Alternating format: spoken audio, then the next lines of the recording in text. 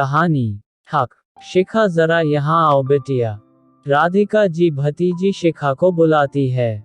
शिखा ने भी आवाज देते हुए आई बुआ जी। अरे जल्दी आ, कुछ जरूरी बातें करना है। रसोई में काम कर रही शिखा भी अपने हाथ धोकर जल्दी ही अपने बुआ के पास आई और बोली, हाँ बुआ जी, अब बताओ क्यों बुलाया। बुआ शिखा का हाथ पकड़कर उसे कमरे के अंदर ले गई और बोली, तुमसे कुछ जरूरी बातें करनी है। शिखा, क्या बात है बुआ जी। सुन शिखा, तेरे इकलौते भाई की शादी हुई है। वैसे तो लड़की वालों को खुद ही तुझे सोने की चैन दे देनी चाहिए थी, लेकिन उन्होंने नहीं दी, और तेरी माँ को तो कम से कम अक्ल होनी चाहिए थी। उसकी भी पूरी उम्र बीत गई, लेकिन थोड़ी सी भी रिश्तेदारों की समझ नहीं आई। एक ही बेटी और दामाद हैं। एक अपनी तरफ से एक आधा गहना दे देती तो क्या चला जाता। शिखा, तू अपनी भाभी की इकलौती नंद है और अभी बख्शा खुलने जा रहा है।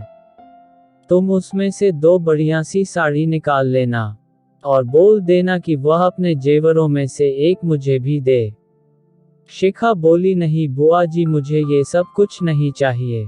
अरे ऐसे कैसे कुछ नहीं चाहिए? जब तू अपने ससुराल जाएगी तो अपनी सास को क्या जवाब दोगी? और तुम्हारी सास तुमसे पूछेगी कि भाई की शादी में गई थी, क्या क्या लाई हो? शिखा बोली, बुआ जी आप ठीक कह रही हो। चलो ठीक हुआ जो ये बात तेरे पल्ले पड़ी। अब जा और अपनी भाभी की सबसे अच्छी साड़ी और गहने ले लेना। वैसे भी भाभी के गहनों पर नंद का हक होता है, और अभी से भाभी को दबाना सीख, ताकि अभी से नंद का डर भय बना रहे। शिखा बोली, अच्छा ठीक है बुआ, अब चलते हैं। इसके बाद बुआ भतीजी कमरे से बाहर आ गई। इन दोनों की बातें शिखा की मां सावित्री जी ने भी सुन लिया था। उनका मन बेचैन और परेशान हो उठा। उन्हें डर था कि कहीं उनकी बेटी उनके नक्शे कदमों पर ना चल पड़े, क्योंकि जब सावित्री जी ब्याह कर आई थी और उनका बक्सा खोला गया था तो राधिका जी सारे सामान में कमियां निकाल रही थीं, और उन्होंने सावित्री की 3 से 4 साड़ियां ले ली थीं, और साथ में मांग टिका भी, जो सावित्री जी की मां की निशानी थी। इसलिए उन्होंने देने से मना कर दिया था, तो घर में बहुत ही हंगामा मच गया था। पूरे परिवार ने नई नवेली दुल्हन सावित्री को खूब खरी खोटी सुनाई और उसका मांग टीका राधिका को ही दे दिया था। बस इसी बात के चलते सावित्री और परिवार वालों के बीच रिश्ते बिगड़ गए। सावित्री लाख कोशिशें करके भी उन सभी के दिलों में जगह नहीं बना पाए। सास खूब ताने भरे शब्द सुनाती और जब चाहे मांग टीके वाली बात लेकर बैठ जाती। सास के इस बर्ताव से सावित्री परेशान थी ही, और सोने पे सुहागा तब बढ़ जाता जब नंद राधिका घर आ जाती, क्योंकि राधिका मायके आते ही सासू माँ के कान भरती और फिर सास बहू में खूब लड़ाई होती। और शाम को जब सावित्री के पति राजेंद्र जी आते तो पत्नी सावित्री को ही बहुत डांटते, क्योंकि उनके आने पर सासू माँ और नंद उनको सिखा देती। राजेंद्र जी ने कभी सावित्री का पक्ष जानने की कोशिश नहीं की थी, और एक समय तो बहन राधिका के बातों में आकर उस पर हाथ भी उठा दिया। सावित्री अकेले में बैठ बहुत ही रोया करती और उसका दुख समझने वाला भी कोई नहीं था। लेकिन एक समय ऐसा भी आया जब खुद राजेंद्र जी ने अपने कानों से अपनी बहन और मां को सावित्री के खिलाफ साजिश रचते हुए सुन लिया। राजेंद्र जी सारा मजरा समझ गए, और उस दिन से ही उन्होंने बहन राधिका से सारे रिश्ते खत्म कर दिए। राधिका जब भी मायके आती राजेंद्र उससे बात तक न करते, और मां के जाने के बाद राजेंद्र जी राधिका की हरकतों को देख साफ साफ लफ्जों में कह दिया था कि घर आने की कोई जरूरत नहीं। इसके बाद राधिका जी मायके कभी नहीं आई। अब वर्षों बाद बेटे की शादी थी तो राजेंद्र जी और सावित्री दोनों जाकर खुद न्योता दे आए, इस उम्मीद के साथ कि राधिका समय के साथ बदल गई होगी। लेकिन कहते हैं ना कि कुछ लोग कभी नहीं सुधरते।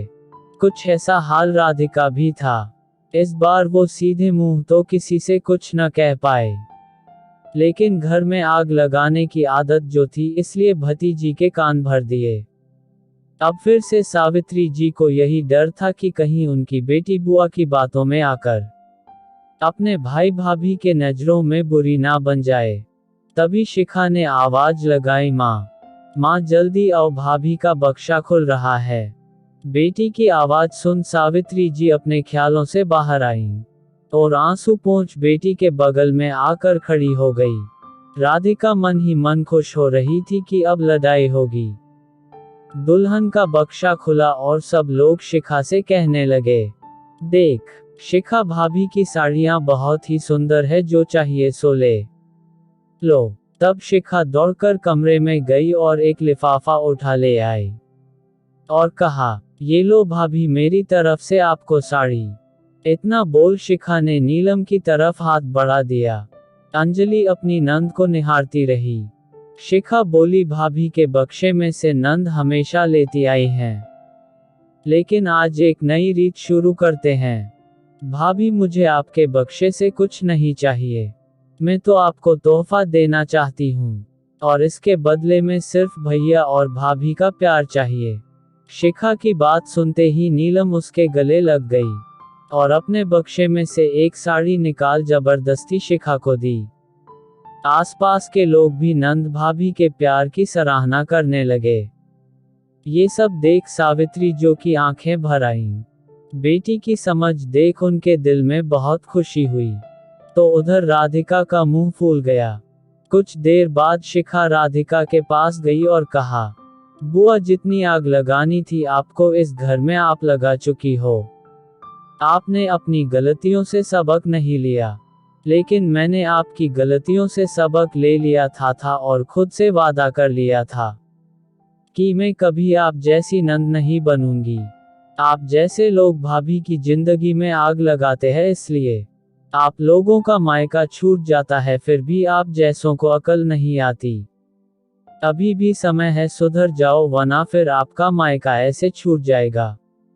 इस बार तो मैं पिताजी से कुछ नहीं कहूंगी, लेकिन आगे से ऐसा कुछ करना की कोशिश भी की तो मैं सब कुछ पिताजी से कह दूंगी।